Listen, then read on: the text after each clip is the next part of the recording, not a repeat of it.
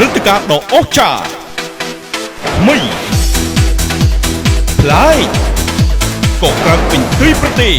ស្ថានីយទូរទស្សន៍អាស៊ីអាគ្នេយ៍សហការជាមួយក្រុមហ៊ុនស្រាប៊ីកម្ពុជាមានមោទនភាពនាំមកជូនលោកអ្នកនៅព្រឹត្តិការណ៍ប្រពៃណីតន្ត្រីគ្រួសារកម្ពុជាប្រចាំឆ្នាំ2015ដ៏ធំនៅតាមបណ្ដាខេត្តនានាដែលមានការផ្សាយផ្ទាល់ចំនួន2ថ្ងៃតាមរយៈកញ្ចក់ទូរទស្សន៍អាស៊ីអាគ្នេយ៍ចាប់ពីម៉ោង8 យប់តទៅខេត្តបាត់ដំបងស្ថិតនៅមជ្ឈមណ្ឌលផ្សារទំនើបអុកញ៉ាភូពុយនៅថ្ងៃសៅរ៍ទី17 ខែមករាឆ្នាំ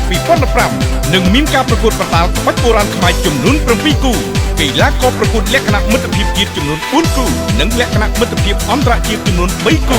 កីឡាករពុទ្ធហុចប្រកួតជាមួយកីឡាករវ៉ារសាមកពីប្រទេសថៃកីឡាករផលសុផាប្រកួតជាមួយកីឡាករភូងិនមកពីប្រទេសថៃកីឡាករអង្គរៈប្រកួតជាមួយកីឡាករភូងិនមកពីប្រទេសថៃនៅថ្ងៃអាទិត្យទី18 ខែមករាឆ្នាំ2015នឹងមានការប្រគំតន្ត្រីចូលរួមដោយកម្ពុជាតារាចម្រៀងលោកឆៃវិរៈយុទ្ធលោកករណពេជ្រកញ្ញាសុគន្ធនិសាកញ្ញាសុកពិសីកញ្ញាអ៊ីវ៉ាបន្ថែមនូវឈុតឆាកកំប្លែងពិសេសសិរហសកម្មនិងក្រុមកំប្លែងរបស់នីកុយកម្មវិធីនឹងចាប់ផ្ដើមពីម៉ោង 6 ល្ងាចតទៅកុំភ្លេចកុំឲ្យឱកាសដ៏កម្រនេះកន្លងផុតពីខ្សែចក្ខុរបស់លោកអ្នកឲ្យសោះជួបគ្នានៅខេត្តបាត់ដំបងថ្ងៃទី17 និងទី18 ខែមករាឆ្នាំ